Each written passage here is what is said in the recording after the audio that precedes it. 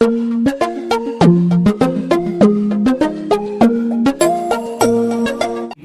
చేతితో బైబిల్ పట్టుకుని కాస్త పైకి చూపిస్తూ ఈ మాట అందరూ చెప్పండి. వాక్యమును యాకోబుకు తెలియచేసిన వాడని, వాక్యమును యాకోబుకు తెలియచేసిన వాడని, ఏ జనముకి లాగునా చేసి ఉన్నలేదని, ఏ జనముకి లాగునా చేసి ఉన్నలే. అందుకనే దేవునికి స్తోత్రము గానము చేయుటయే మంచిది, మనమందరము స్తుతి గానము చేయుటయే మంచిది. హల్లెలూయా. మరొకసారి వాక్యంతో మీ అందరికీ కూడా పరిచర్య చేయడానికి దేవుడు నాకు ఇచ్చినటువంటి ఈ సమయమును బట్టి, ధన్యతను బట్టి దేవుడు నామాన్ని స్తుతిస్తున్నాను. దేవుని సన్నిధిలో కూడి ఉన్నటువంటి మీ అందరికీ కూడా నా హృదయపూర్వకమైన వందనాలు తెలియజేస్తున్నాను. అందరికీ వందనాలండి. దేవునికి స్తోత్రం. హల్లెలూయా. మీ ప్రక్క వాళ్ళకి కూడా చిరునవ్వుతో వందనాలు చెప్తారా? చాలా చిరునవ్వుతో అందరూ కూడా చెప్పారు. మన చిరునవ్వుతో పలకరించడం అనేది మనకి చాలా కొన్నిసార్లు హెల్ప్ అవుతూ ఉంటుంది. మన చిరునవ్వుతో మనం ఎవరినైతే అందరినీ కూడా పలకరిస్తూ ఉంటామో అది కొన్నిసార్లు చాలా సహాయం తెచ్చిపెడతా ఉంటుంది. ఒక విషయాన్ని చెప్పి నేను వాక్యంలోకి వెళ్తాను.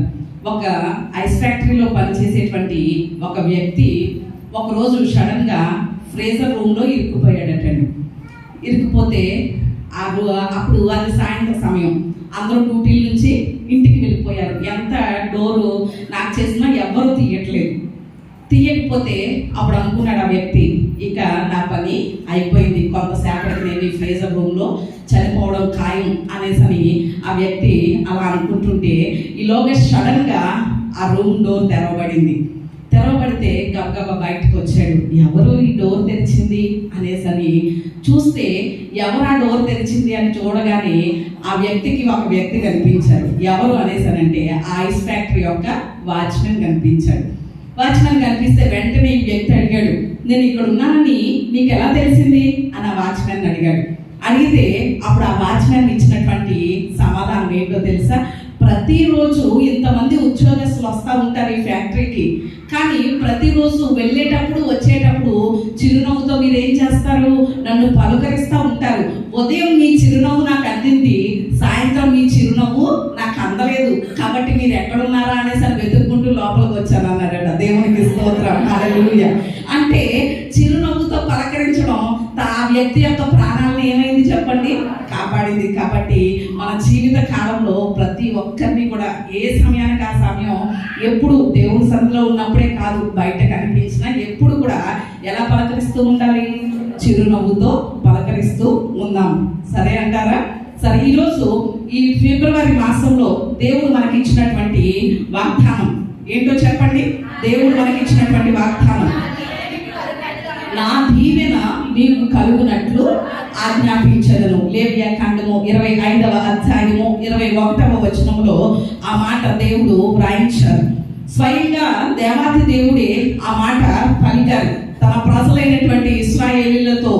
నా దీవెన మీకు కలుగునట్లుగా ఆజ్ఞాపిస్తాను నేను అనేసని ఆయన తెలియజేశారు. ఆల్రెడీ రాత్రి చాలా వర్తమానం మనం వినడం అనేది జరిగింది. ఏదైనా ఒక పాట అనుకోండి, నచ్చిన పాట ఉందనుకోండి, మనకి మరలా ఏం చేస్తూ ఉంటాం? పాడుకుంటూ ఉంటాం.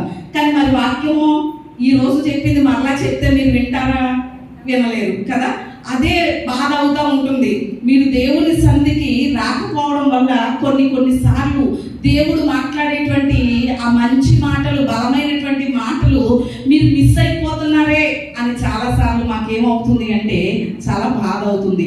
రాత్రి వాగ్దానంలో నుండి దేవుడు మాట్లాడుతూ దీవెన కొరకు ఎన్నో ప్రయత్నాలు, ఎన్నో మోసాలు చేసి వేషాలు వేసినటువంటి ఒక వ్యక్తిని మన ముందు ఉంచారు.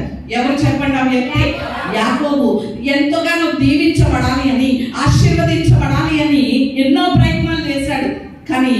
మాత్రమైనా దీవించబడ్డా? లేదు. తన తండ్రి యొక్క దీవెన, తన అన్నగారికి రావాల్సినటువంటి దీవెన వ్యాసం చేత మోసం చేసి పొందుకున్నాడు. కానీ దీవించబడిన తరువాత తన పరిస్థితి ఎలా ఉంది? హృదయంలో సమాధానం లేదు, నెమ్మది లేదు, పారిపోయేటువంటి పరిస్థితి. 20 సంవత్సరాలు లాభాను దగ్గర దాస్యత్వం చేసినటువంటి పరిస్థితి. కానీ ఎప్పుడైతే దేవుని పాదాలు పట్టుకున్నాడో, యెహోవా రేవు దగ్గర దేవుని పాదాలు పట్టుకుని దేవుడు ఇచ్చేటువంటి నిజమైన దీవెన పొందుకున్నాడో, అప్పుడు తన పరిస్థితి మారిపోయింది. దేవునికి స్తోత్రం. ఎలా మారిపోయింది? మొట్టమొదటిదిగా తన అన్న చంపడానికి వచ్చాడు. తన అన్న శత్రువుగా చూశాడు అంతవరకు. కానీ శత్రువుగా చూసినటువంటి అన్నకి దేవుని దీవెన పొందిన తరువాత యాకోబు ఎలా కనిపించాడు? కృప పొందిన వాడిగా కనిపించాడు, మిత్రుడిలా కనిపించాడు. అది దేవుని దీవెనలో ఉన్నటువంటిది. రెండవదిగా ఎలాంటి దీవెన పొందుకున్నాడు దేవుని దగ్గర? అంతవరకు 20 సంవత్సరాలు తన కష్టార్జితం తన మామ, తన బావమరుదులు అనుభవించాడు. కానీ ఇప్పుడు తన అన్నకి కానుకిస్తానన్నా కూడా తన అన్న ఏమంటున్నాడు? వద్దు అంటున్నాడు. అంటే తన రెక్కల కష్టాన్ని తనే అనుభవించేటువంటి కృపను దేవుడు ఇచ్చాడు. దేవునికి స్తోత్రం. హల్లెలూయా. ఈరోజు చాలా మంది కుటుంబాల్లో వారి రెక్కల కష్టం అప్పుల వారి దగ్గరికి వెళ్ళిపోతా ఉంది, వడ్డీలకు వెళ్ళిపోతా ఉంది, ఎక్కడెక్కడికో వెళ్ళిపోతుంది. కానీ దేవుడు కనుక మనల్ని దీవిస్తే మన రెక్కల కష్టాన్ని ఎవరు అనుభవిస్తారు చెప్పండి? మనమే, మన కుటుంబమే అనుభవిస్తుంది. మూడవదిగా యాకోబుని దేవుడు దీవించిన తరువాత తనకి దక్కిన దీవెన ఏంటి చెప్పండి? అరణ్యమైనటువంటి ఆ ప్రాంతం అంతా కూడా పూదోటగా దేవుడు మార్చేశాడు. దేవునికి స్తోత్రం. నాలుగవదిగా తను దీవించబడమే కాదు, అనేకులకు దీవెనకరంగా దేవుడు మార్చేశాడు. దేవునికి స్తోత్రం. హల్లెలూయా. అంటే దేవుడు దీవిస్తే ఇలా ఉంటదన్నమాట అండి జీవితం. అంతవరకు తను దీవించబడాలని ఎన్నో ప్రయత్నాలు చేశాడు యాకోబు. కానీ ఏమాత్రం కూడా ఆ దీవెన అనేది చూడలేకపోయాడు. కానీ నిజమైనటువంటి దీవెన ఎవరి ద్వారా పొందుకున్నాడు అంటే దేవుని ద్వారా పొందుకున్నాడు. అందుకని ఈ ఫిబ్రవరి మాసంలో దేవుడు మనందరితో మాట్లాడుతున్నటువంటి మాట ఏమిటో తెలుసా? నా దీవెన. లోక సంబంధంగా ఏవేవో దీవెనలు పొందాలనుకుంటున్నారా? పితరుల ద్వారా, పెద్దల ద్వారా, లేకపోతే ఎవరెవరి ద్వారా వచ్చేటువంటి దీవెనలు పొందాలని ఆశిస్తున్నారా? అదేమీ కాదు. నా దీవెన మీకు కలుగునట్లుగా ఏం చేస్తాను? ఆజ్ఞాపిస్తాను అంటున్నాడు దేవుడు. ఒక యాకోబును మనం చూసాం. దేవుని దీవెన పొందుకున్న తరువాత తన జీవితం ఎలా ఉందో. మరొక స్త్రీని నేను పరిచయం చేసి త్వరగానే నా మాటల్లో ముందుకు వెళ్తాను. మనకి ఒక స్త్రీ కనిపిస్తుంది. ఎవరు ఆ స్త్రీ అనేసరి కనుక మనం ఆలోచన చేస్తే రూతు. ఎవరు చెప్పండి? రూతు గ్రంథంలో కనుక మనము 3వ అధ్యాయము 10వ వచనంలో చూస్తే అక్కడ ఒక మాట రాయబడి ఉంది. ఏంటి ఆ మాట అని చూస్తే, అతడు నా కుమారి, యెహోవా చేత దీవెన నొందిన దానవు. అక్కడతో చాలండి, ఆ వాక్యం అక్కడతో చాలు. ఏమంటున్నాడు చెప్పండి అక్కడ? నా కుమారి, యెహోవా చేత నువ్వేం పొందావు? దీవెన పొందావు అని ఎవరి గురించి మాట్లాడుతున్నాడు? రూతు గురించి మాట్లాడుతున్నాడు. ఒకప్పుడు రూతు యొక్క జీవితం దేవుని చేత దీవించబడక ముందు, దేవుని చేత దీవెన పొందక మునుపు రూతు యొక్క జీవితం ఎలాగ ఉంది అని కనుక మనం చూస్తే, రూతు యొక్క ఫాస్ట్ కనుక మనం చూస్తే ఎలా ఉంది అనేసనంటే, మోయాబీరాలు, అన్యురాలు, విగ్రహారాధికురాలు, దేవుడంటే ఎలగలేనటువంటి పరిస్థితి. కానీ ఈరోజు ఎలా మారిపోయింది? దేవుణ్ణే సొంత రక్షకులుగా కలిగినటువంటి పరిస్థితి. దేవునికి స్తోత్రం. అందుకనే కీర్తనకారుడు అంటాడు, యెహోవా తమకు దేవుడుగా కలిగిన జనులు ధన్యులు. దేవునికి స్తోత్రం. హల్లెలూయా. ఈ రోజు అట్టి గొప్ప ధన్యత, అట్టి గొప్ప దీవెనలోనికి వచ్చేసింది రూతు. తరువాత దేవుని దీవెన పొందక ముందు తన జీవితాన్ని కనుక మనం చూస్తే ఒక విధవరాలు. ఎవరు చెప్పండి? విడో అన్నమాట అండి. విధవరాలు, భర్తను కోల్పోయినటువంటి స్త్రీ, ఆధారం లేనటువంటి, నిరాధారముగా ఉన్నటువంటి పరిస్థితిలో ఉన్నటువంటి స్త్రీ. ఈ రోజు దేవుడు తనని దీవించిన తరువాత ఆమె మరలా ఎలా మారిపోయింది చెప్పండి? ఒక పుణ్యశ్రీగా, అంటే మరలా బోయజును పెళ్లి చేసుకున్నటువంటి స్త్రీగా మనం చూస్తాం. దేవుని దీవెన పొందిన తరువాత మరలా ఆమె గర్భంలో నుండి ఎవరు రావడం మొదలు పెట్టారు చెప్పండి? పిల్లలు రావడం మొదలు పెట్టారు. సంతానాభివృద్ధి మొదలు పెట్టింది, వంశాభివృద్ధి మొదలు పెట్టింది. అందుకనే తరువాత కూడా 4వ అధ్యాయంలో లేయలాగున ఎవరిని దీవించారు? రూతును దీవించడం అనేది ఆ దీవెన వచనం కూడా మనం చూస్తాం. అలాగున విడోగా ఉన్నటువంటి తన జీవితం ఆ ముళ్ళ బాటలో నుండి మరలా పూల బాటలోనికి తన జీవితం అడుగు పెట్టింది. ఆ పూల బాటలోనికి వచ్చినటువంటి తన జీవితము ఆ వంశంలో నుండి ఎవరు వచ్చారు చెప్పండి? మన ప్రభు అయిన యేసుక్రీస్తు వచ్చారు. దేవునికి స్తోత్రం. ఎంత దీవెన చూడండి. దేవుని ద్వారా దీవెన పొందడం అంటే యెహోవా ద్వారా నీవు దీవించబడ్డావని ఆ మాట రూతు గురించి పలుకబడింది అంటే అది ఆషామాషి కాదు. దేవుని దీవెన అంటే, దేవుని దీవెన మన మీద ఉన్నప్పుడు మన జీవితం మన మట్టుకే కాదు, అనేకులకు ఎలా మారిపోతుంది చెప్పండి? ఆశీర్వాదకరంగా మారిపోతుంది. తరాలు కూడా పిల్ల తరాల వరకు ఏమైపోతుంది చెప్పండి? దీవెనగానే ఉంటుంది. యేసుక్రీస్తు వంశాలలో చేర్చబడిపోయింది. తన పేరు మీద పరిశుద్ధ గ్రంథంలోనే ఒక పుస్తకం రాయబడిపోయింది. దేవునికి స్తోత్రం. హల్లెలూయా. ఎంతటి దీవెన చూడండి. ఈరోజు అదే దీవెన దేవుడు నాకు ఇస్తానంటున్నాడు, మీకు ఇస్తానంటున్నాడు. దేవునికి స్తోత్రం. ఈ 2025వ సంవత్సరంలో ఫిబ్రవరి మాసంలో ఈ వాగ్దానంలో దేవుడు తెలియజేసి, ఈ ఫిబ్రవరి మాసంలో దేవుడు చేసినటువంటి వాగ్దానం ఏమిటి అనేసనంటే, నా దీవెన మీకు కలుగునట్లు ఆజ్ఞాపిస్తాను. ఒకవేళ ఇంతవరకు నీ తెలివిని చూసుకున్నావేమో, నీ ప్రయత్నాలు చేస్తావేమో, ఎంతో కష్టపడ్డావేమో, ఎన్నో చోట్లకి తిరిగావేమో దీవించబడాలని, లేకపోతే దీవించబడాలని ఏవేవో ప్రయత్నాలు చేసావేమో, అవన్నీ ప్రక్కన పెట్టాయి. నేను నిన్ను దీవించాలనుకుంటున్నాను. ఈ నూతన సంవత్సరంలో, ఈ 2వ మాసంలో నేను నీకు దీవెన కలగాలని ఆజ్ఞాపించడానికి ఇష్టపడుతున్నాను అని నా దేవుడు చెప్తున్నాడు. మరి ఎంతమంది దేవుడి చేత దీవించబడాలనుకుంటున్నారు? యాకోబు దీవించబడిన తర్వాత తన జీవితం ఎలా ఉందో చూసాం. రూతు దీవించబడిన తర్వాత తన జీవితం ఎలా ఉందో చూసాం. మరి ఈరోజు పాస్టర్ గారు, నేను కూడా దేవుడి చేత దీవెన పొందాలనుకుంటున్నాను, దేవుడిచ్చే దీవెన నాకు కావాలండి అన్నవారు దేవునికి స్తోత్రం చెప్తామా? హల్లెలూయా, హల్లెలూయా, హల్లెలూయా చెప్తే దేవుని దీవెనలు వచ్చేస్తాయండి? రావు. కానీ మరి దేవుడు మనల్ని దీవించాలి అంటే మనం ఏం చేయాలి అనే విషయాలు, 4 విషయాలు. పూర్వపు దినాల్లో కూడా పెద్దలు అనేవారు కదా, బలం ఉండగానే ఏం చేయాలట? 4 రాళ్ళు వెనకాల వేసుకోవాలట. ఏం చేయాలి చెప్పండి? 4 రాళ్ళు వెనకాల వేసుకోవాలట. కానీ 4 రాళ్ళు వెనకాల వేసుకోమంటే మన వాళ్ళు కిడ్నీలో వేసుకుంటున్నారు. కానీ దేవుడు తెలియజేసినటువంటి ఆత్మీయంగా, భౌతికంగా ఎన్ని రాళ్ళు వెనకాల వేసుకున్నా కానీ ఏమీ ప్రయోజనం అనేది ఉండదు. కానీ దేవుడు తెలియజేసేటువంటి ఆధ్యాత్మిక సంగతులు కనుక మన హృదయంలో వాటిని వెనక్కి వేసుకుని మనం మర్చిపోవడం కాదు, మన హృదయంలో వేసుకుంటే, మన హృదయంలో వాటిని భద్రం చేసుకుంటే ఖచ్చితంగా దేవుడు మనకి దీవెన కలగాలని ఏం చేస్తాడు చెప్పండి? ఆజ్ఞాపిస్తాడు. దేవుడి దీవెన మనం పొందుకుంటాం. దేవుడు మనల్ని దీవించాలి అంటే, దేవుడి యొక్క నుండి మనం దీవెన పొందాలి అంటే ఏం చేయాలి? మొదటి మాట మనం చూద్దాం. ద్వితీయోపదేశకాండ గ్రంథము 28వ అధ్యాయం 2వ వచనం చదువుకుందాం. 28:2. నీవు నీ దేవుడైన యెహోవా మాట వినిన ఎడల ఈ దీవెనలన్నీ నీ మీదికి వచ్చి ప్రాప్తించబడును. నీవు పట్టణంలో దీవించబడదువు, పొలంలో దీవించబడదువు. నీ గర్భఫలము, భూఫలము, నీ పశువుల మందలు, నీ దుక్కటెద్దులు, నీ గొర్రె మేకల మందలు దీవించబడును. ఇక అక్కడ మనం చూస్తే ఎంతవరకు ఉంది చెప్పండి? 14వ వచనం వరకు కూడా ఏమున్నాయి? దీవెనలే ఉన్నాయి. అంటే ఆ 14వ వచనం వరకు పిండి పిసికే గంప కానివ్వండి, పొలములు కానివ్వండి, లేకపోతే బిడ్డలు కానివ్వండి, గొర్రెల మందలు కానివ్వండి, పశువుల మందలు కానివ్వండి, ఇవన్నిటినీ కూడా ఏం చేస్తాడట? దేవుడు దీవిస్తాడట. ప్రతి దాన్ని, మన ఇంట్లో ఉన్నటువంటి ప్రతి వస్తువుని కానివ్వండి, మనం చేసే వ్యాపారం కానివ్వండి, మనం చేసే పనులు కానివ్వండి, ప్రతి దాన్ని దేవుడు దీవిస్తాడట. ఎప్పుడో తెలుసా? అక్కడ ముందుగా దేవుడు తెలియజేశాడు. ఎప్పుడు? నీవు నీ దేవుడైన యెహోవా మాట వినిన ఎడల. దేవునికి స్తోత్రం. హల్లెలూయా. మనకే కాదు, మన కుటుంబంలో ఉన్న సమస్తాన్ని, మనం చేసే చేతి పనుల్ని అన్నిటినీ దీవిస్తాడు. ఎప్పుడు దీవిస్తానంటున్నాడో తెలుసా? ఆయన మాట మనం ఏం చేయాలట? వినాలట.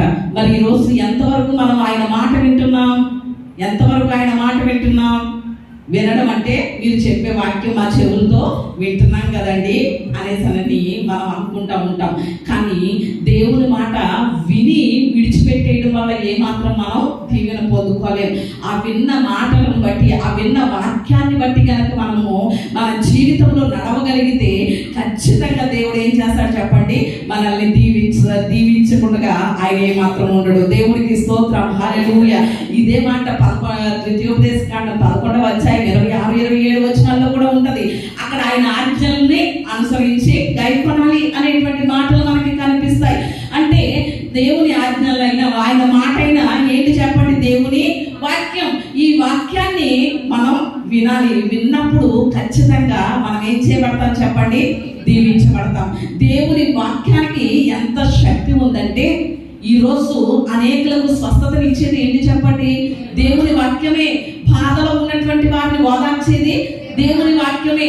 మన గుండెల మీద కనుక మనం చెయ్యి వేసుకుని చెప్తే చాలా పరిస్థితులు, మనం ఎదుర్కొంటున్నటువంటి పోరాటాల్లో కానివ్వండి, మనం ఎదుర్కొంటున్నటువంటి ప్రతికూల పరిస్థితుల్లో కానివ్వండి, మనం ఎదుర్కొంటున్నటువంటి ఇబ్బందుల్లో కానివ్వండి, లేకపోతే మన కుటుంబంలో ఉన్న పరిస్థితులను బట్టి కానివ్వండి, దేవుని వాక్యం లేకపోతే మనం ఎప్పుడో సరిపోదు.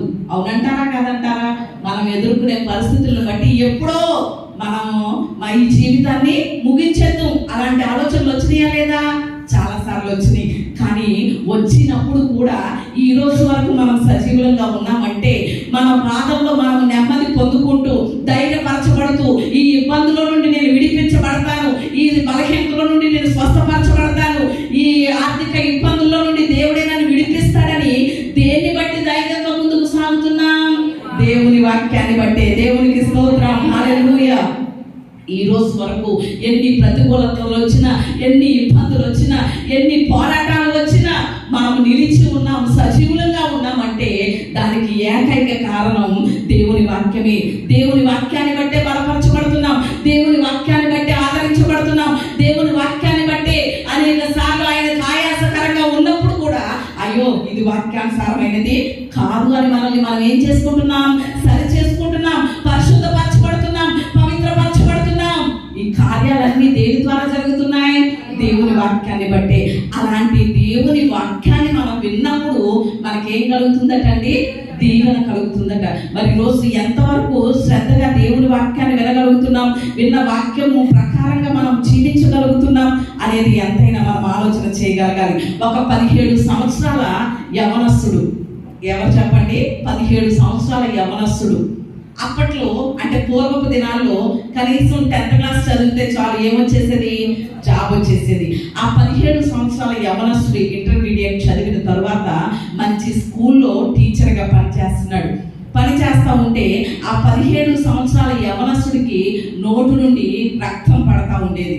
నోటి నుండి రక్తం పడతా ఉంటే హాస్పిటల్కి చూపించారు. వారి ఆర్థిక పరిస్థితి అంతంత మాత్రమే అయినా హాస్పిటల్కి తీసుకెళ్లి చూపిస్తే ఆ యవనస్తుడికి టీబీ ముదిరిపోయింది అని చెప్పారు. ఎవరికి చెప్పండి? 17 సంవత్సరాల యవనస్తుడు.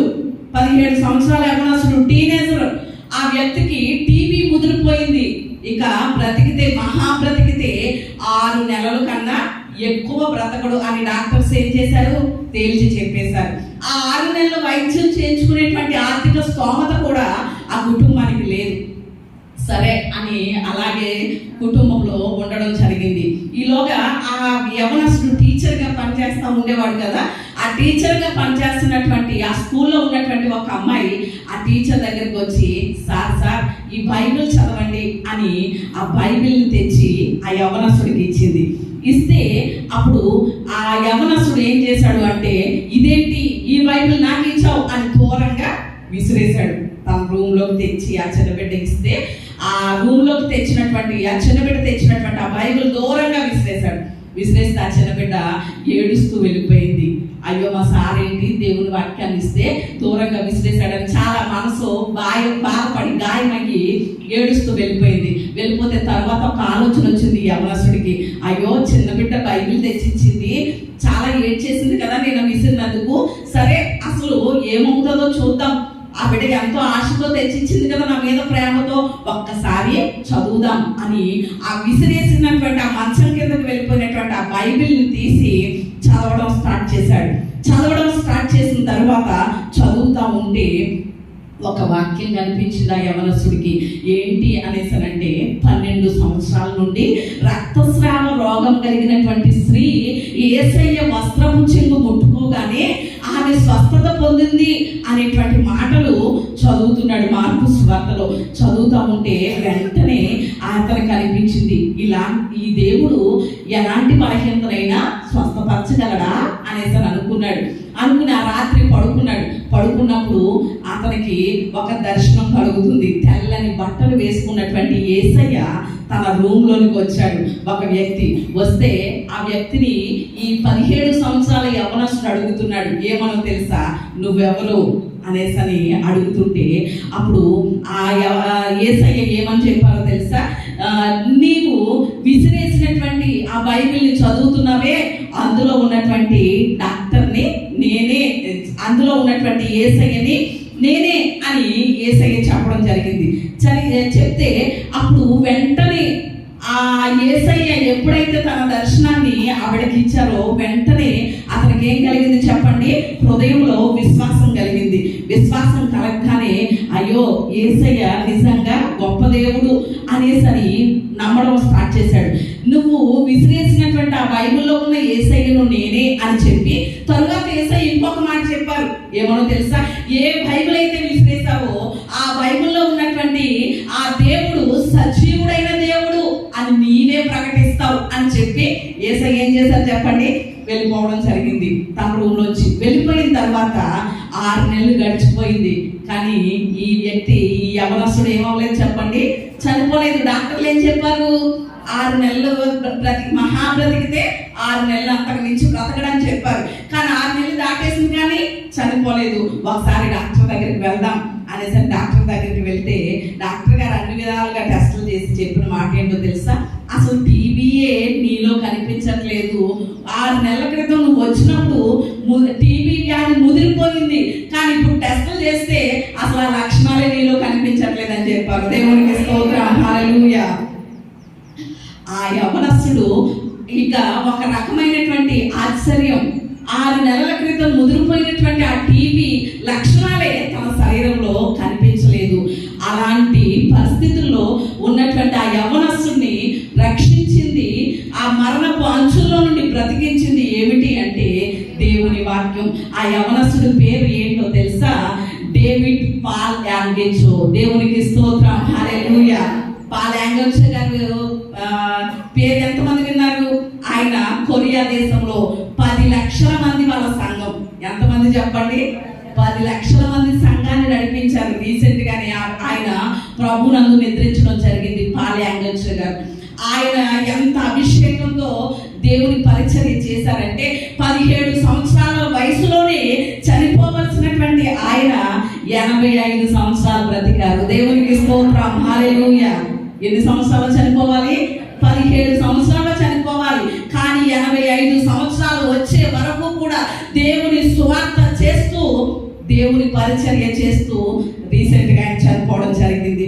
అంటే అంతటి అస్వస్థత కలిగినటువంటి, బలహీనమైనటువంటి, మరణపు అంచుల్లో ఉన్నటువంటి ఆ వ్యక్తిని మార్చి దేవుని కొరకు ప్రకటించేలాగున, దేవుని కొరకు నిలబడేలాగున సజీవుల సంఖ్యలో ఉంచింది ఏంటి చెప్పండి, దేవుని వాక్యం. దేవునికి స్తోత్రం, హల్లెలూయా. అంటే ఆ మాటను ఆయన విన్నారు, ఆ మాటను ఆయన గ్రహించారు, హృదయంలో భద్రం చేసుకున్నారు, ఆ మాటలను విశ్వసించి దాని ప్రకారంగా జీవించారు. కనుక ఆయన దీవించబడమే కాదు, అనేకులకు ఎలా మార్చేశాడు చెప్పండి, లక్షలాది మందికి దేవుడు దీవెనకరంగా మార్చేశాడు. దేవునికి స్తోత్రం. ఈ రోజు మనతో కూడా అదే మాట చెప్తున్నాడు దేవుడు. నా మాటలు కనుక నీవు వింటే ఏమవుతావు? దీవించబడతావు. నువ్వు చేసే పని కొద్దిదైనా కూడా, అది మొదట కొద్దిగా ఉన్నా కూడా తుదకు ఎలాగా అవుతుంది? మహాభివృద్ధి అవుతుంది. నువ్వు చేసే పని చిన్న పని అయినా, కూలి పని అయినా, చిన్న వ్యాపారం అయినా, ఏదైనప్పటికీ కూడా నువ్వు చేసే ప్రతి దానిలోనూ కూడా నేనేం చేస్తాను? దీవిస్తాను. నువ్వేం చేయాలి? నా మాట వినాలి అని దేవుడు చెప్తున్నాడు. మరి ఈరోజు ఎంతవరకు ఆయన మాట వినగలుగుతున్నాం అనే ఆలోచన మనం ఎంతైనా కూడా కలిగి ఉండాలి. రెండవ మాట కూడా నేను త్వరగానే చెప్తాను చూడండి. రెండవదిగా దేవుడు మనల్ని దీవించాలి అనేసి అంటే మనం ఏం చేయాలి అని కనుక ఆలోచన చేస్తే నిర్గమకాండం 25వ అధ్యాయం, నిర్గమకాండము 25వ అధ్యాయము 23వ అధ్యాయము 25వ వచనం చదువుకుందాం. నిర్గమకాండం 23:25. నీ దేవుడైన యెహోవానే సేవింపవలెను, అప్పుడు ఆయన నీ ఆహారమును నీ పానమును దీవించును, నేను నీ మధ్య నుండి రోగమును తొలగించెదను. దేవునికి స్తోత్రం, హల్లెలూయా. ఇక్కడ రెండవదిగా దేవుడు సెలవిస్తున్నటువంటి మాట, దేవుని యొక్క దీవెన మనకి కలగాలి అంటే, దేవుడు మనల్ని దీవించాలి అని కనుక మనం ఆశపడుతూ ఉంటే, ఇక్కడ దేవుడు ఏం చెప్తున్నాడో తెలుసా? ఏం చెప్తున్నాడు? నీ దేవుడైన యెహోవానే సేవించాలి. అప్పుడు నువ్వు తినే ఆహారం దగ్గర నుంచి, నువ్వు త్రాగే పానం అంటే మంచి నీళ్ళు దగ్గర నుంచి అన్నిటిని నేనేం చేస్తాను? దీవిస్తాను అంటున్నాడు దేవుడు. మరి ఈరోజు రెండవదిగా దేవుడి ద్వారా మనం దీవించబడాలి. మనం తినే ఆహారం, త్రాగే మంచినీళ్ళు సమస్తాన్ని కూడా దేవుడు దీవించాలి అంటే రెండవదిగా మనం ఏం చేయాలి? యేసయ్యనే సేవించాలి. నోటితో చెప్తారా అందరూ? ఎవరిని సేవించాలి చెప్పండి? యేసయ్యనే సేవించాలి. దేవునికి స్తోత్రం, హల్లెలూయా. ఆయన్నే సేవించాలి, ఆయన్నే సేవించాలి. ఎంతమంది సేవిస్తున్నాం? సేవించడం అంటే ఏంటి మనకి బాగా తెలుసు కదా. ఆరాధించడం, పూజించడం, నమస్కరించడం, సాగిలపడడం, మొక్కడం, ఇలాగ చాలా అర్థాలు వస్తాయి. అంటే దేవుణ్ణే ఆరాధించాలి, దేవునికే ప్రథమ స్థానం ఇవ్వాలి. మరి దేనికి కూడా ప్రథమ స్థానం ఇవ్వడానికి వీలు లేదు. మరి ఈరోజు మన జీవితాలను కనుక ఆలోచన చేసుకుంటే, ఈ ఆదివారం దేవుని సన్నిధికి వచ్చినంత మాత్రాన దేవుని సేవించే వారం అయిపోతున్నామా? ప్రతి విషయంలోనూ దేవునికి ప్రథమ స్థానం ఇస్తేనే ఏం చేసినట్లు?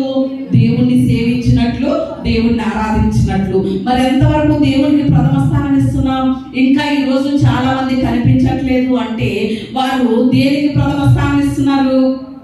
వారి పనులకి ప్రథమ స్థానం ఇస్తున్నారు, లేకపోతే ఏదేదో కార్యక్రమాలకి ప్రథమ స్థానం ఇస్తున్నారు, ఫంక్షన్స్ కి ప్రథమ స్థానం ఇస్తున్నారు. అంటే ఇంకా పూర్తిగా ఏం చేయట్లేదు? దేవుణ్ణి సేవించట్లేదు, దేవుణ్ణి హృదయపూర్వకంగా ఆరాధించట్లేదు. మరి ఇంకెలా దీవించబడతారు? ఇంకెలా దేవుని దీవెన పొందుకోగలుగుతాం? ఆలోచన చేయండి. చాలా సార్లు మనం ఏమనుకుంటామో తెలుసా? ఇన్ని సంవత్సరాల నుండి దేవుని మందిరానికి వస్తున్నానండి, నేను చేసేదాన్ని దేవుడు దీవించట్లేదండి నన్ను. వాళ్ళందరూ అన్యులందరూ ఎంతో దీవించబడిపోతున్నారని ఎన్నో బిల్డింగ్లు కట్టేస్తున్నారండి అంటాం. కానీ వాళ్ళందరికీ కూడా మనల్ని దేవుడు ఎలా చేయాలనుకుంటున్నాడు? దీవెనకరంగా చేయాలనుకుంటున్నాడు, ఆశీర్వాదకరంగా చేయాలనుకుంటున్నాడు. మరి చేయాలనుకుంటుంటే చెయ్యమనండి అంటాం. మనం చెయ్యాలి అంటే మనం ఏం చెయ్యాలి? ఆయన్ని సేవించాలి కదా, ఆయనకి ప్రథమ స్థానం ఇవ్వాలి కదా, ఆయన్ని ఆరాధించాలి కదా. ఆయన్ని ఆరాధించకుండా, ఆయన్ని సేవించకుండా నన్ను దీవించమనండి అంటే దేవుడు ఎలా దీవిస్తాడు చెప్పండి? రెండవదిగా తన ప్రజలైనటువంటి మనందరితో దేవుడు చెప్తున్నటువంటి మాట ఏంటో తెలుసా? ఆయన్ని సేవిస్తే మనం ఏం చేస్తాం చెప్పండి? దీవించబడతాం. గడిచినటువంటి దినాల్లో మనం చూసాం. జనవరి 5, 6 తారీఖుల్లో లాస్ ఏంజల్స్లో ఒక మీటింగ్ జరిగిందటండి. చాలా టాప్ లో ఉన్నటువంటి వారందరూ కూడా, సెలబ్రిటీస్ అందరూ కూడా ఒక మీటింగ్ లో పాల్గొనడం జరిగినప్పుడు అక్కడ ఒక ఓటింగ్ జరిగింది. ఎవరికి అనేసనంటే, మీ హీరోస్ ఎవరు? 1 సినీ యాక్టర్సా, 2 మీ తల్లిదండ్రుల, 3 దేవుడా అని ఒక ఓటింగ్ పెట్టినప్పుడు సినీ యాక్టర్స్ కి ఎక్కువ శాతం ఓటింగ్ జరిగింది, తల్లిదండ్రులకి 3%, 5% జరిగింది. దేవుడు స్థానంలో అసలు ఒక్కరు కూడా ఓటేయకుండా దేవుడు అనేటువంటి స్థానంలోకి ఏమొచ్చిందంటే 0 వచ్చింది. అసలు దేవుణ్ణి ఎవ్వరు కూడా ఓట్ చేయలేనటువంటి ఆ పరిస్థితి మనం చూసాం. ఎలాగ ఆ పట్టణం అంతా కూడా తగలబడిపోయిందో అనేది. అంటే ఈరోజు దేవునికి విరోధంగా ఉండి మన ఆస్తి ఉంది, డబ్బు ఉంది, లేకపోతే ఏవేవో ఉన్నాయి, దేవునితో మాకు పని ఏంటి అనేసి అనుకుంటే మన కళ్ళ ముందు ఎన్నెన్ని సంఘటనలు చూస్తున్నాం. వారి ధనం కానీ, వారి డబ్బు కానీ, వారి బంగారం కానీ, వారి యొక్క పాపులారిటీ కానీ ఏవి వారిని ఏం చేయలేకపోయింది చెప్పండి? రక్షించలేకపోయింది, కాపాడలేకపోయింది. పాడాలి అంటే అది ఎవరి వల్ల అవుతుంది? నా దేవుని వల్లనే అవుతుంది. దేవునికి స్తోత్రం, హల్లెలూయా. ఈ రోజు మరి అలాగ దేవుని అంటే ఏ మాత్రము కూడా నిర్లక్ష్య వైఖరి మనలో ఉండడానికి వీల్లేదు. దేవుడు అంటే ఏ మాత్రము కూడా మనలో అశ్రద్ధ అనేది ఉండడానికి వీల్లేదు. దేవుణ్ణి ఎలా సేవించాలి చెప్పండి? హృదయపూర్వకంగా సేవించాలి. అవసరమైతే దేవుని కొరకు ఏదైనా విడిచిపెట్టడానికి ఇష్టపడాలి. అదే హృదయపూర్వకంగా సేవించడం. కొన్నిసార్లు దేవుడు మనల్ని పరీక్షిస్తూ ఉంటాడు. నేను ఎక్కువ, అది ఎక్కువ అంటే ఏదైనా మన కళ్ళ ముందు ఉంచుతాడు. ఈ రోజు నువ్వు వ్యాపారానికి వెళ్తే ఒకవేళ 2,000 రూపాయలు వస్తాయి, 2,000 రూపాయలు ఎక్కువ లేక నా సన్నిధి ఎక్కువ అని దేవుడు పరీక్షిస్తాడు. మనం దేనికి ఇంపార్టెన్స్ ఇవ్వాలి? దేనికి ఎక్కువ ఇంపార్టెన్స్ ఇస్తాం? ఇవ్వాలి అంటే దేవుని సన్నిధి అని చెప్తాం. మరి ఇచ్చేటప్పుడు 2,000కే ఎక్కువ ఇంపార్టెన్స్ ఇస్తాం కదండి. కానీ అలాగ దేవుడు పరీక్షించినప్పుడు ఏ మాత్రం కూడా మనం వేటికి కూడా ప్రాధాన్యత ఇచ్చే వారంగా ఉండకూడదు. ఇలా చూడాలి నా వంక, దేనికి కూడా ప్రాధాన్యత ఇచ్చేవారిగా ఉండకూడదు. హృదయపూర్వకంగా దేవుని సేవించడం అంటే దేవుని కన్నా ఏది ఎక్కువ కాదు. అలాగున దేవుని సేవించాలి. అలాంటి హృదయముతో, అలాంటి పూర్ణమైనటువంటి మనస్సుతో దేవుణ్ణి ఆరాధించాలి. ఒక సిక్కుల మతస్థుడు, ఒక యవనస్తుడు. ఆ సిక్కుల యొక్క మతస్థుడు, సిక్కులు అంటే వారు చాలా నిష్ఠగా ఉంటారు. ఉదాహరణకి మన యవన బిడ్డలైన నెత్తి మీద మోడల్ కటింగ్లు వేయించుకుంటూ ఉంటారు. కానీ సిక్కులు మాత్రం ఆ తలపాగాని అస్సలు తీయడం అనేది ఉండదు. అంత నిష్ఠగా ఉంటారు. పురుషులు కానీ స్త్రీలు కానీ అంత మత నిష్ఠ కలిగినటువంటి వారిగా ఉంటారు. ఆ సిక్కుల మతంలో ఉన్నటువంటి ఒక యవనస్తుడు లండన్లో మెకానికల్ ఇంజనీర్ చదువుతున్నటువంటి పరిస్థితుల్లో ఆయన ప్రభు అయినటువంటి యేసయ్యను గురించి వినడం జరిగింది. యేసయ్యను గురించి అంటే ఎవరో తన ఫ్రెండ్ బైబిల్ తెచ్చిస్తే ఆ బైబిల్ని అతను కాల్ చేశారు. మాకు చాలా నిష్ట కలిగినటువంటి మతంలో మేమున్నాం, ఈ బైబిల్తో మాకు పని లేదు అని కాల్ చేశాడు. కాల్ చేసి దానిపైన ఉన్నటువంటి అట్ట నచ్చింది అనమాట. ఈ బ్లాక్ అట్ట ఏమైంది అతనికి నచ్చి ఈ అట్టను తీసి దాచుకున్నాడు అనమాట. దాచుకున్నాడు కబోర్డ్లో. ఒకరోజు కబోర్డ్లో తన బట్టలు సర్దుకుంటా ఉంటే ఈ అట్ట కనిపించింది. ఈ అట్టను తీసి చూసేసరికి ఈ అట్ట మీద ఏం కనిపిస్తుంది? పరిశుద్ధ గ్రంథం అంటారు. మీ గ్రంథాల మీద ఉందా అదే పేరు? ప్రతి అట్ట మీద ఏం పేరు ఉంటుందో చెప్పండి? పరిశుద్ధ గ్రంథం అనే పేరు కనిపించి ఒక ఆలోచన వచ్చింది. ఏంటి ఈ గ్రంథానికి పరిశుద్ధ గ్రంథం అని పేరు పెట్టబడటం ఏంటి? ఇంకే గ్రంథం పరిశుద్ధమైంది కాదా అనే ఆలోచన వచ్చి తన ఫ్రెండ్ చేత ఒక బైబిల్ రప్పించుకుని చదవడం మొదలు పెట్టాడు. చదవడం స్టార్ట్ చేశాడు. చదువుతా ఉంటే దేవుడు తనని దర్శించాడు. ఒక్కసారి బైబిల్ పూర్తి చేసేసరికి ఆయన యేసయ్యని సొంత రక్షకునిగా అంగీకరించి క్రీస్తుని నమ్ముకున్నాడు. దేవునికి స్తోత్రం, హల్లెలూయా. తర్వాత ఇండియాకి వచ్చాడు, పంజాబ్ రాష్ట్రం. వచ్చిన తర్వాత తన కుటుంబీకులకి తెలిసింది యేసయ్యని నమ్ముకున్నాడని. వారందరూ కూడా సిక్కు మతస్థులు కనుక ఏంటి ఇలాంటి మతాన్ని తీసుకొచ్చి పెట్టావేంటి, ఆ దేవుణ్ణి విడిచిపెట్టేయాలి అని తన భార్య, నేను మీతో కనుక కాపురం చేయాలి అంటే, నేను కనుక మీతో ఉండాలి అనుకుంటే మీరేం చేయాలి? ఆ మతాన్ని విడిచిపెట్టేయాలని భార్య, తల్లిదండ్రులు, తన తోబుట్టువులు అందరూ కూడా ఆ మతాన్ని విడిచిపెట్టేయాలి. వారికి కోట్ రాస్తుంది, నీకు ఈ ఆస్తి కావాలి అంటే ఖచ్చితంగా ఏం చేయాలి? యేసయ్యను విడిచిపెట్టేయాలి, లేదా మాకు కలిగినటువంటి ఈ ఆస్తిలో ఒక్క చిల్లి గవ్వ కూడా నీకు ఇవ్వం అనేసరికి ఖచ్చితంగా తేల్చి చెప్పేశారు. అదే పరిస్థితుల్లో మనం ఉంటే ఏం చేస్తాం? కోట్ల ఆస్తి ఒక్క యేసయ్య గురించి ఎందుకు పోగొట్టేసుకుంటాం? ఆదివారం దేవుని సన్నిధికి రావడం కోసం కోట్ల ఆస్తి పోగొట్టేసుకుంటామా? కదండి. కానీ ఆ యవనస్తుడు మాత్రం కోట్ల ఆస్తి అయినా ఇదంతా విలువైందే, ఆస్తి కన్నా తల్లిదండ్రులు మీరు నాకు చాలా విలువైన వాళ్ళు, నా భార్య విలువైందే, మీరందరూ విలువైన వాళ్ళే. మీరందరూ విలువలేని వాళ్ళని నేను అనను, మీరందరూ విలువైన వాళ్ళే. కానీ మీ అందరికంటే నా యేసయ్య నాకు ఎక్కువ, నా యేసయ్య నాకు విలువైన వాడు కాబట్టి ఆయన్ని నేను విడిచిపెట్టలేను అని ఇంట్లోంచి బయటకు వచ్చేసాడు. ఈరోజు ఆయన దేవుని సంధికి వెళ్ళిపోయినా కూడా ఆయన పరిచర్య ఎలా ఉన్నా తెలుసా? ఒక్క కుటుంబం ఆయన్ని విడిచిపెడితే లక్షల మంది కుటుంబాలు ఆయన్ని చేర్చుకున్నాయి. ఆయన పేరు భక్త సింగ్ గారు 10,000 సంఘాలు కట్టారు. దేవునికి స్తోత్రం, హల్లెలూయా. ఆయన పేరేంటి చెప్పండి? భక్త సింగ్ గారు హెబ్రోన్ సంఘాలు 10 సంఘాలు స్థాపించారు ఆయన. లక్షలాది మంది ఆత్మల్ని ప్రభు వైపునకు తిప్పారు. ఒక్క కుటుంబం ఆయన్ని త్రోసేస్తే లక్షల కుటుంబాలు ఆయన్ని చేర్చుకున్నాయి. ఒక తల్లిదండ్రులు ఆయన్ని విడిచిపెట్టేస్తే లక్షల మంది తల్లిదండ్రులు ఆయన ఆదరించారు. దేవునికి స్తోత్రం. ఒక్క తల్లిదండ్రులు వారికి ఆయనకి లేకపోతే లక్షల తల్లిదండ్రులను దేవుడు ఆయనకి ఇవ్వడం జరిగింది. దేవుని కోసం మనం ఏదైనా కూడా వదులుకోగలగాలి. అదే నిజమైన ఆరాధన, అదే నిజంగా దేవుణ్ణి సేవించడం. మరి ఈరోజు దేవుని కొరకు ఏం విడిచిపెట్టగలుగుతున్నాం? దేవుని కొరకు ఏదైనా వదులుకోవడానికి సిద్ధపడి ఆరాధించగలుగుతున్నామా? అప్పుడు ఖచ్చితంగా దేవుడు ఏం చేస్తాడు చెప్పండి? మనల్ని దీవించడమే కాదు, అనేకులకు దీవెనకరంగా మార్చేస్తాడు. దేవునికి స్తోత్రం. హల్లెలూయా. మూడవ మాట కూడా చెప్తున్నాను. దేవుడు మనల్ని దీవించాలి అంటే ఏం చేయాలి అని కనుక ఆలోచన చేస్తే, మొట్టమొదటిగా ఏం చేయాలి చెప్పండి? ఆయన మాట వినాలి. రెండవదిగా ఏం చేయాలి? ఆయన్నే సేవించాలి. మూడవదిగా చూద్దాం. మలాకీ గ్రంథం 3వ అధ్యాయం. మలాకీ గ్రంథం 3వ అధ్యాయం 10వ వచనం చదువుకుందాం. 3:10. నా మందిరములో ఆహారం ఉండునట్లు 10వ భాగం అంతయు మీరు నా మందిరపు నిధిలోనికి తీసుకురండి.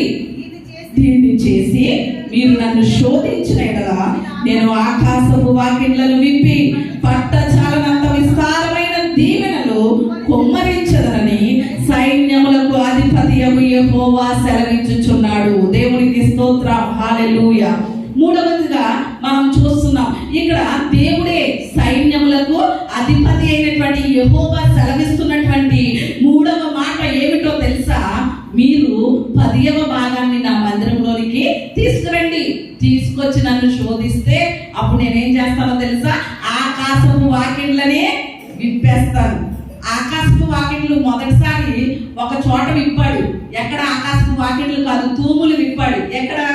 నోవాహు జలప్రలయ దినాల్లో 40 రోజులు ఇంక ప్రచండ వర్షం, మొత్తం సమస్తము కూడా కొట్టుకుపోయేలాగా.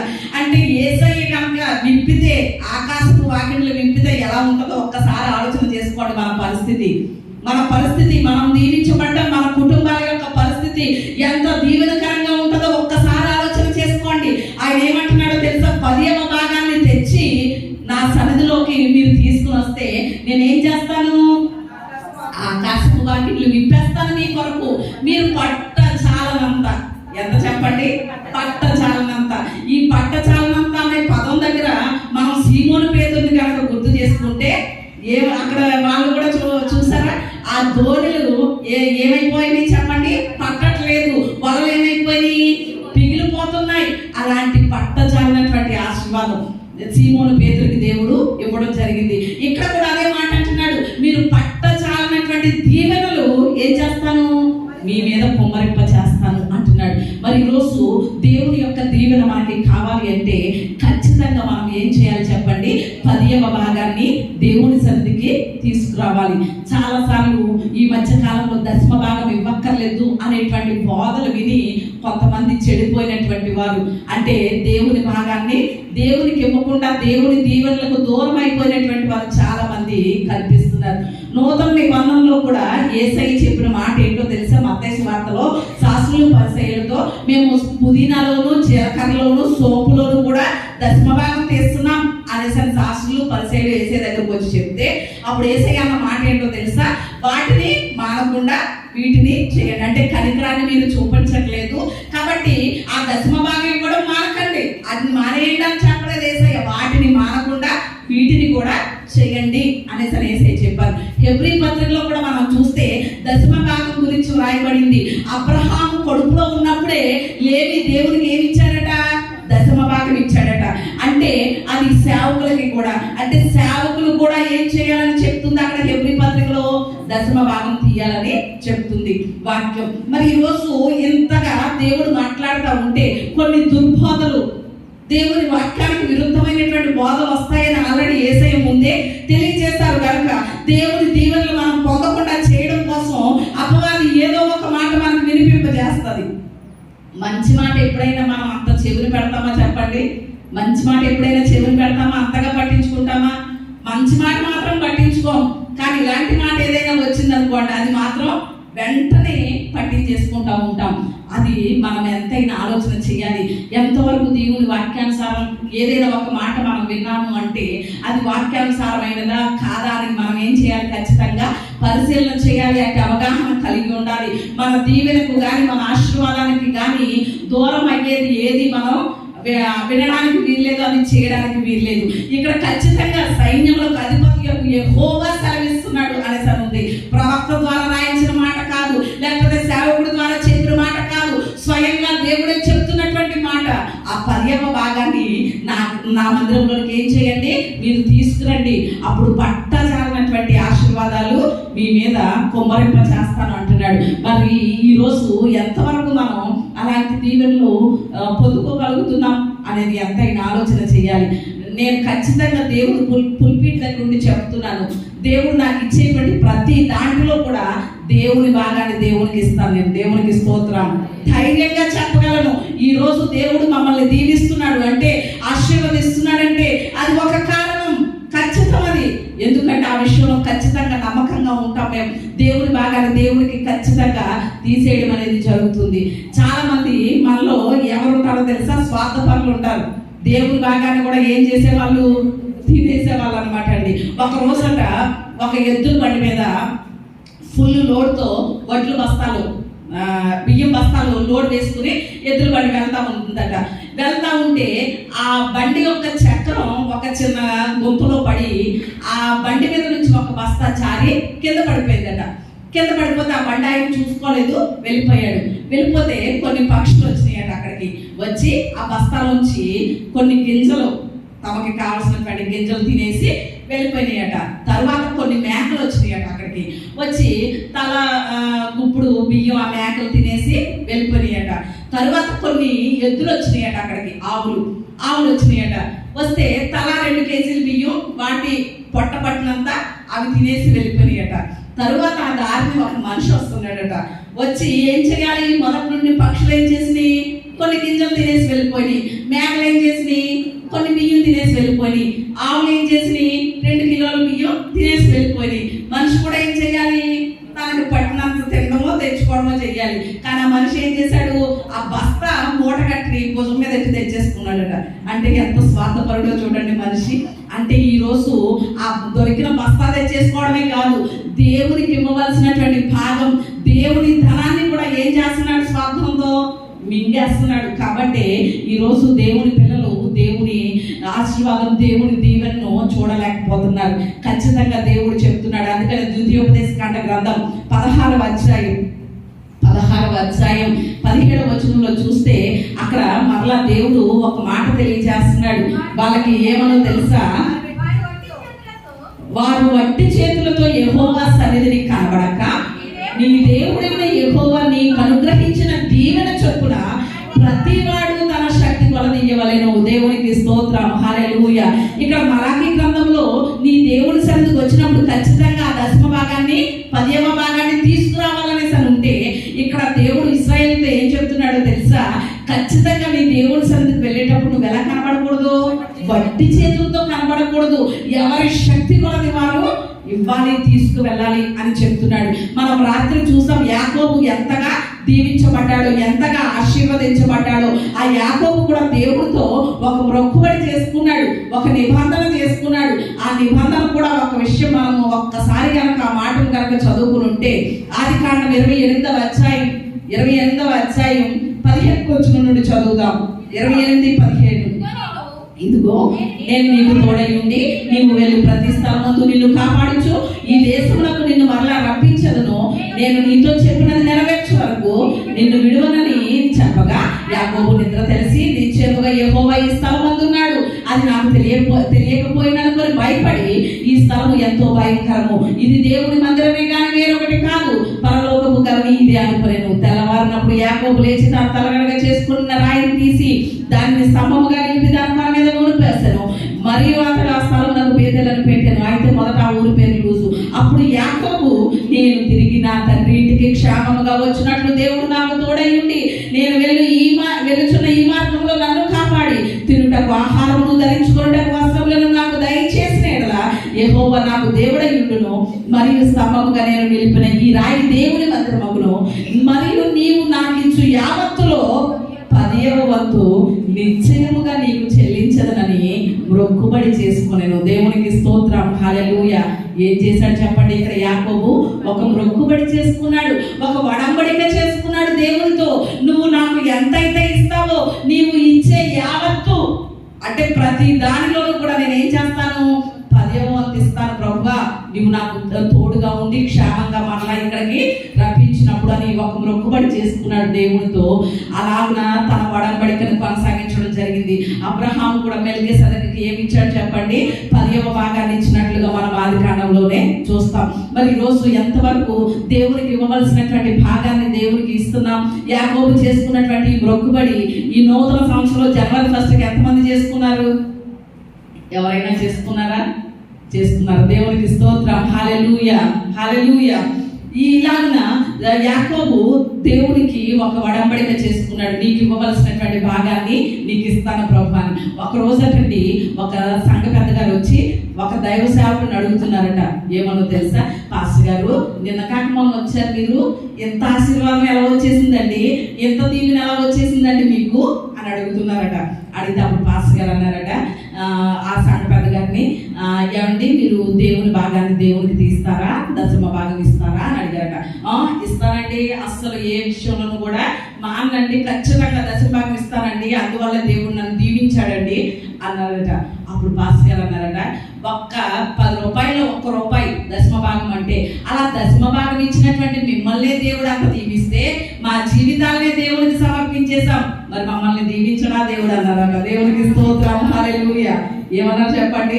దశమ భాగం ఇచ్చినందుకే దేవుడు దీవిస్తే, సేవకులు అంటే వారి జీవితాలనే దేవుని కొరకు త్యాగం చేసిన వాళ్ళు, సేవకులు అంటే వారి జీవితాలనే దేవుని కొరకు సమర్పించిన వాళ్ళు, మరి ఇంకెంతగా దేవుడు దీవిస్తాడు? ఈరోజు మరి దేవుని యొక్క దీవెనలు మనం పొందాలి అంటే ఖచ్చితంగా దేవుని భాగాన్ని దేవునికి ఇవ్వాలి. మనకి బాగా తెలుసు, కోల్గేట్ పేస్ట్ యొక్క ఓనర్ ఆయన ముందు ఒక పళ్ళపొడిని తయారు చేసేవాడు. ఆ పళ్ళపొడి తయారు చేసినప్పుడు దేవునితో ఒక నిబంధన చేసుకున్నాడు, ప్రభువా నేను చేస్తున్నటువంటి ఈ వ్యాపారాన్ని కనుక నువ్వు ఆశీర్వదిస్తే, దీన్ని కనుక నువ్వు దీవిస్తే, ప్రతి దాంట్లోనూ కూడా వచ్చిన యావత్తులోనూ 10వ భాగాన్ని నీకు ఇస్తానని ఒక వడంబడిక చేసుకున్నాడు. దేవుడు దీవించడం మొదలు పెట్టాడు. అంచెలంచెలుగా దేవుడికి 10వ భాగం ఇవ్వడం స్టార్ట్ చేశాడు. ఇస్తా ఉంటే వ్యాపారం అభివృద్ధి అయిపోతా ఉంది. అది కోట్లలో జరుగుతూ ఉంటే ఆ వచ్చినటువంటి ధనం దాచుకోవడానికి ఈయనకి ప్లేస్ లేక తరువాత ఇంకో నిబంధన చేసుకున్నారట దేవునితో. ఏమనో తెలుసా? ప్రభువా 10వ భాగం అంటే ఒక్క భాగం ఇస్తే ఇంత ఆశీర్వాదం వచ్చేసింది, 9 భాగాలు ఇచ్చేస్తాను, ఒక్క భాగం నేను తీసుకుంటాను అని మొదలు పెట్టాడట. అప్పుడు ఇంకా కోట్లై కూర్చుందట. దేవునికి స్తోత్రం, హల్లెలూయా. మరి ఇంతమంది సాక్షి సమూహం మన ముందు ఉన్నప్పుడు మనం ఇంకా దీవించబడలేకపోవడానికి ఎందుకు దేవుని భాగాన్ని దొంగిలించాలి? దేవుని భాగం దేవునికి ఇద్దాం, మనం దీవించబడదాం. 4వ మాటను కూడా చెప్పి నా మాటలు ముగిస్తాను. 4వ మాట కూడా చెప్తాం. దేవుడు మనల్ని దీవించాలి అంటే నా దీవెన మీకు కలుగునట్లుగా ఆజ్ఞాపిస్తానని దేవుడు చెప్తున్నాడు కనుక 4వది ఆయన మనల్ని దీవించాలి అంటే మనం ఎలా ఉండాలి, ఏం చేయాలి అని కనుక ఆలోచన చేస్తే సామెతల గ్రంథం 28వ అధ్యాయం 20వ వచనం చదువుకుందాం. 28, 20. నమ్మకమైన వానికి దీవెనలు మెండుగా కలుగును. దేవునికి స్తోత్రం, హల్లెలూయా.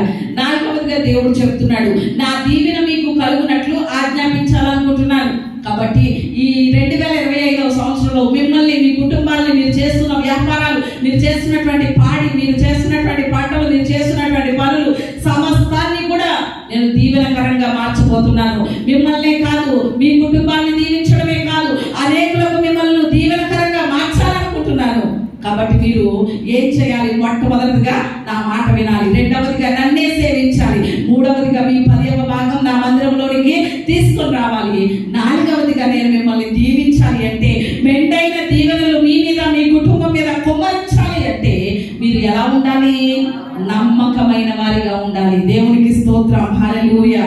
ఎలా ఉండాలి చెప్పండి? నమ్మకమైన వారిగా ఉండాలి. నమ్మకమైన వారికి ఏం కలుగుతాయట? దీవెనలు మెండుగా కలుగుతాయట. మరి ఈరోజు చాలా సార్లు మనం దేవుని దీవెనలు పొందుకోలేకపోవడానికి ఇది ఒక కారణం, ఇది ఒక ఆటంకం. మనలో ఉన్న అపనమ్మకత్వమే. మనలో ఉన్న అపనమ్మకత్వం ద్వారా మనం చాలా సార్లు దేవుని దీవెనలకు దూరం అయిపోతున్నాం. చాలా సార్లు దేవుని సన్నిధి విషయంలో అపనమ్మకంగా ఉంటున్నాం, లేకపోతే దేవుని భాగాన్ని ఇచ్చే విషయంలో అపనమ్మకస్తులుగా కనబడుతున్నాం.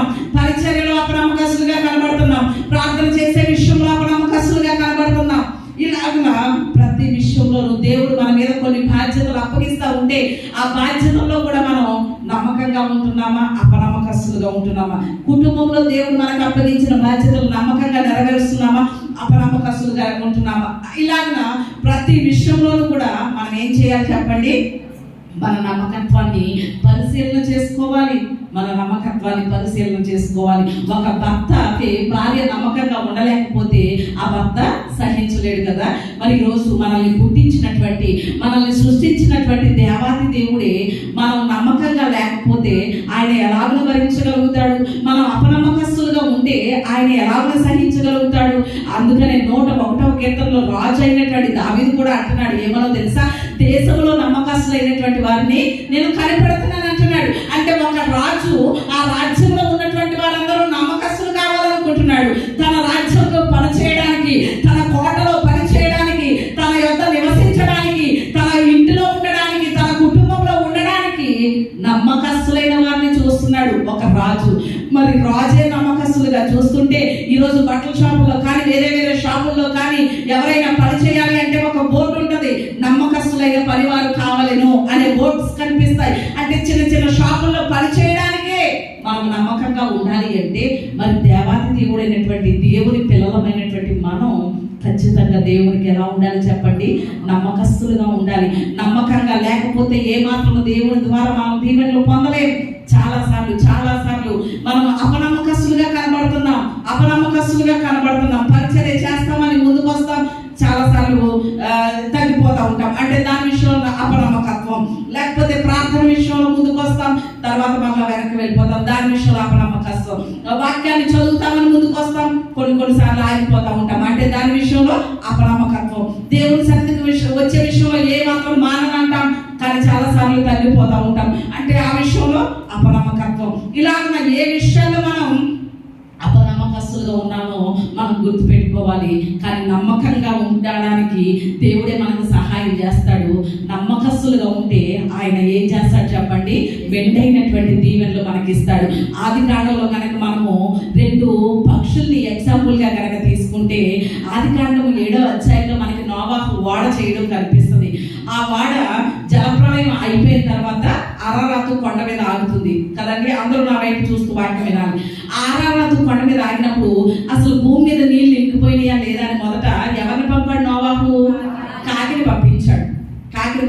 అంటే అందుబాటులో ఉంది, కాకి తీయడానికి అందుబాటులో ఉంది. 2 నీళ్ళు ఆరిపోయినాయో లేదో పరిశీలన చేయాలి అంటే కుక్కను పంపిస్తే కుదరదు, ఎందుకంటే మునిగిపోద్ది కదా. నీళ్ళు ఆరకపోతే ఎగిరే పక్షి అయి ఉండాలి కాబట్టి అందుబాటులో ఉంది కదా అని కాకిని తీసుకుని ఇలా కిటికీలోంచి చేపెట్టి కాకిని తీసుకుని ఎగరగలిగిన శక్తి ఉంది కదా, సామర్థ్యం ఉంది కదా అని కాకిని పంపించాడు. పంపిస్తే కాకి ఏం చేసింది? వెళ్ళిపోయి చనిపోయినటువంటి శవాల్ని తింటా కూర్చుంది, కానీ తిరిగి ఎవరి దగ్గరికి రాలేదు?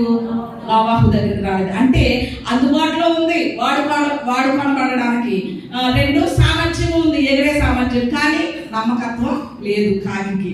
కానీ నమ్మకంగా ఉన్న వాళ్ళని దేవుడు వాడుకుంటాడు, దీవెనలు ఇస్తాడు. తరువాత మరలా అందుబాటులో ఉన్నటువంటి ఎగరగలిగిన సామర్థ్యం ఉన్నటువంటి ఎవరిని తీసుకున్నాడు? పావురాన్ని తీసుకున్నాడు. పావురాన్ని తీసుకుని బయటకు విడిచిపెట్టినప్పుడు అది త్రొంచబడినటువంటి ఒలివ ఆకుని తన నోట పెట్టుకుని తిరిగి నోవాహు దగ్గరికి రావడం జరిగింది. అంటే తన నమ్మకత్వాన్ని కాపాడుకుంది. అలా నమ్మకంగా ఉంది కాబట్టి పావురానికి కూడా దీవెనలు కలిగినాయి. ఎలాంటి దీవెనలు అంటారా?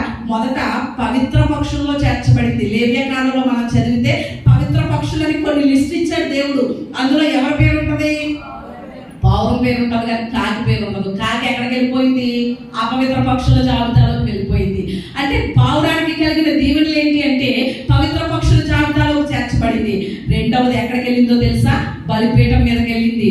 ఎవరైనా వారి దోషాల నిమిత్తం, వారి పాపాల నిమిత్తం బలి ఇవ్వాలంటే ఎవరిని తీసుకురావాలి?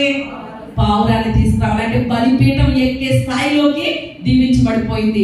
మూడవదిగా పావురానికి కలిగిన దీవెన ఏంటో తెలుసా? పరిశుద్ధాత్మకు సాదృశ్యంగా మారిపోయింది. దేవునికి స్తోత్రం. పరిశుద్ధాత్మకు సాదృశ్యంగా ఏ పక్షిని తీసుకుంటాం? మనం పావురాన్ని తీసుకుంటాం. అలాంటి దీవెన పావురానికి దక్కింది. దేన్ని బట్టో తెలుసా? తన నమ్మకత్వాన్ని బట్టి. ఈ రోజు కాకి జాతి అంతా కూడా మా మామ కాకి అప్పుడు నమ్మకంగా లేదు కాబట్టి ఈ రోజు ఈ దీవెనలన్నీ మేము పోగొట్టుకున్నామని ఏడుస్తూనే ఉంటాయి. అవునంటారా కాదంటారా? అప్పుడు మా మామ చేసింది, లేకపోతే మా తాతగారు చేసింది నమ్మకంగా ఉండకుండా, నమ్మకంగా ఉంటే ఈ దీవెనలన్నీ మాకు వద్దు కదా నేటి వరకు అని కాకి ఉన్నది. ఈరోజు మన నమ్మకత్వాన్ని బట్టి మనం ఏం చేయబడతాం చెప్పండి? దీవించబడతాం. అందుకనే దేవుడు అంటున్నాడు, నమ్మకంగా ఉండండి, నేనేం చేస్తాను? మీకు మెండైన దీవెనలు ఇస్తాను అంటున్నాడు. మరి ఈరోజు ఎంతవరకు మనం నమ్మకంగా ఉన్నాం? మన నమ్మకత్వాన్ని మనం పరిశీలన చేసుకోవాలి. ఒక చిన్న విషయాన్ని చెప్పి నా మాటలు ముగిస్తాను. ఒక రోజు అంటే ఒక భర్త ఒక బంగారు షాప్లోకి వెళ్ళాడట. తన భార్య పుట్టినరోజు వస్తుంది కదా, డైమండ్ రింగ్ పొందాం అనేసి బంగారు షాప్లోకి వెళ్ళాడట. రింగ్ నచ్చింది, తీసుకుని ఆ బ్యాగ్ పట్టుకుని ఇంటికి వచ్చేసాడట. ఇంటికి వచ్చి తన భార్యకు ప్రజెంట్ చేశాడు. ప్రజెంట్ చేయగానే తన భార్య ఆ బ్యాగ్లోంచి ఆ రింగ్ బాక్స్ తీస్తుంది. ఆ ప్రక్కనే ఒక వెల్వెట్ క్లాత్తో ఒక మూట కనిపిస్తుందట. ఇదేంటి వెల్వెట్ క్లాత్తో మూట ఉంది అని ఆ భార్య ఇలా తీసిందట. తీసి ఆ వెల్వెట్ క్లాత్లో ఉన్నటువంటి ఆ మూట ముడి విప్పి చూస్తే అందులో వజ్రాలు కనిపించినాయట. ఇదిగోండి వజ్రాలు కూడా నా కోసమే తీసుకున్నారా అని భర్తకి ఇచ్చిందట. ఆ భర్త ఆ వెల్వెట్ క్లాత్లో ఉన్నటువంటి ఆ మూట, వజ్రాల మూటను పట్టుకుని, ఓహో ఇది మొత్తం మీద నగల వ్యాపారిదే, పొరపాటున నా సంచిలో పడిపోయింది అని మరలా తిరిగి వెళ్ళాడట. ఎక్కడికి? బంగారు షాప్ దగ్గరికి. అప్పటికప్పుడే ఆ షాప్ ఓనర్ వెతికేసుకుంటున్నాడట. అయ్యో వజ్రాల మూట ఎక్కడ ఏంటని, ఎక్కడ పడిపోయింది అని వెతుక్కుంటున్నాడట. వెతుక్కుంటుంటే ఈ భర్త వెళ్ళి, ఏమండి నా బ్యాగ్ లో ఈ వజ్రాల మూట ఈ మూట పడిపోయింది, తీసుకోండి అని ఆ షాప్ ఆయనకి ఇచ్చాడట. షాప్ ఆయన తీసుకుని, ఎంతసేపు ఈ మూట గురించే వెతుక్కుంటున్నానండి, ఈ మూటలో ఏమున్నాయో తెలుసా మీకు అని అడిగాడట. అవునండి తెలుసండి, విప్పు చూసాను వజ్రాలు ఉన్నాయన్నాడట. అయ్యి బాబోయ్, వజ్రాలు ఉన్నా కూడా మీరేం చేశారు? వెనక్కి తిరిగి తెచ్చేశారా అన్నాడట బంగారు షాప్ ఆయన. అవునండి వజ్రాలు ఉన్నాయని తెలుసు, అయినా నేను తెచ్చేశాను, 2 వజ్రాలు నాతోటే ఉంచుకున్నాను అన్నాడట. అంటే అప్పుడు షాప్ ఆయన వెంటనే ఆ వజ్రాలు కింద పోసేసి లెక్క పెట్టేశాడట. అంటే అంతలో ఆ మూటలో ఎన్ని పెట్టుకున్నాడు? 30 వజ్రాలు పెట్టుకున్నాడట. ఉన్నాయా లేదా? 2 తీసేసుకున్నాను అన్నాడు కదా, 2 నాతోటే ఉన్నాయన్నాడు కదా, అందుకని వెంటనే లెక్క పెట్టుకుంటే 30 ఉన్నాయట. అప్పుడు అంటాడట బంగారు షాప్ ఆయన, అదేంటండి 2 వజ్రాలు నాతోటే ఉన్నాయన్నారు, ఇందులో 30 ఉన్నాయి కదా అనేసి అన్నాడట. అప్పుడు ఆ వ్యక్తి అన్నాడట, ఏమనో తెలుసా, నాతో ఉంచుకున్నటువంటి 2 వజ్రాలు ఏంటో తెలుసా? ఒకటి నమ్మకత్వం, రెండవది ఇతరుల వస్తువు ఆశపడకపోవడం అనే వజ్రాలు. ఈ 2 వజ్రాలు నాతోటే ఉంచుకున్నాను అన్నాడట ఆ భర్త. అంటే ఆ వజ్రాల కన్నా విలువైంది దేన్ని అని చెప్పాడు? నమ్మకత్వం, ఇతరుల వస్తువు ఆశించకపోవడం. ఈ 2 కూడా మంచి వజ్రాలు, మీ దగ్గర ఉన్న వజ్రాల కంటే విలువైనవి. ఆ వజ్రాలు నాతోటే ఉన్నప్పుడు మీ వజ్రాలతో నాకు పని లేదు అన్నాడు. ఈరోజు మరి అలాంటి వజ్రం లాంటి ఆ నమ్మకత్వాన్ని మనం ఎంతవరకు కలిగి ఉన్నాం అనేది ఎంతైనా పరిశీలన చేసుకోవాలి. ఈరోజు దేవుడు మనతో మాట్లాడుతున్నాడు. దేవుడు మనకి ఇస్తున్నటువంటి ఫిబ్రవరి మాసంలో దేవుడు ఇస్తున్నటువంటి వాగ్దానం ఏంటి చెప్పండి? నా దీవెన మీకు కలుగునట్లుగా ఆజ్ఞాపించదను అన్నాడు. వాగ్దానం చేసిన దేవుడు నమ్మదగిన దేవుడు. నరాలాడుతున్నటువంటి నరుడు మాట తప్పొచ్చు, కానీ నా దేవుడు మాత్రం మాట తప్పడు. ఆయన వాగ్దానం చేశాడంటే ఖచ్చితంగా నెరవేర్చి తీరుస్తాడు. ఈ ఫిబ్రవరి మాసంలో ఎంతమంది అయితే అయ్యో మా వ్యాపారం బాగాలేదే, మేము చేస్తున్నటువంటి పనులు దీవించబడలేకపోతున్నామే, మా కుటుంబం యొక్క ఆర్థిక స్థితిగతులు ఎప్పుడు ఇలాగే ఉంటున్నాయి, ఎప్పటికీ దేవుని దీవెన పొందలేకపోతున్నామే అని దీవెన కోసం ఎన్నో ప్రయత్నాలు చేస్తున్నావేమో, ఎన్నెన్నో ప్రయాసాలు పడుతున్నావేమో, ఏదో నీ జ్ఞానం అనుకుంటున్నావేమో, లేకపోతే అటు ఇటు తిరగడం అనుకుంటున్నావేమో. కానీ ఈరోజు నా దేవుడు చెప్తున్నాడు, నీ ప్రయత్నాలన్నీ ప్రక్కన పెట్టు, నీ ప్రయాసంతా ప్రక్కన పెట్టు, నా దీవెన మీకు కలిగినట్లుగా నేనేం చేస్తాను? ఆజ్ఞాపిస్తాను. నేనే మిమ్మల్ని దీవిస్తాను. మీరు దీవించబడమే కాదు, అనేకులకు దీవెనకరంగా మిమ్మల్ని మార్చేస్తాను అంటున్నాడు నా దేవుడు. అలా మార్చబడినటువంటి వారు యాకోబు జీవితాన్ని రాత్రి చూసాం, ఈ ఉదయ కాలంలో రూతు జీవితాన్ని కూడా మనం చూసాం. దేవుడు దీవిస్తే మన జీవితం పెంట కుప్పల మీద నుండి ఎక్కడికి వెళ్ళిపోతుంది చెప్పండి? అందలాల మీదకి వెళ్ళిపోతుంది. దేవునికి స్తోత్రం. యాకోబు జీవితం అలాగే చూసాం, రూతు జీవితాన్ని కూడా మనం చూసాం. మరి అలాగే మనము, మన కుటుంబాలు, మన బిడ్డలు తరతరాలు కూడా దీవించబడాలి అంటే ఏం చేయాలి చెప్పండి? ఒకటి దేవుని మాట వినాలి, రెండవది ఆయన్నే సేవించాలి, మూడవది దేవుని భాగాన్ని దేవునికి ఇవ్వాలి, నాలుగవది నమ్మకస్తులుగా ఉండాలి. ఈ 4 లక్షణాలు కలిగి జీవిద్దాం. ఆయన ఇచ్చేటువంటి మెంటైనటువంటి దీవెనలు పొందుకుంటూ ఆయన ద్వారా దీవించబడదాం. అట్టి కృప దేవుడు మనందరికీ దయచేయును గాక.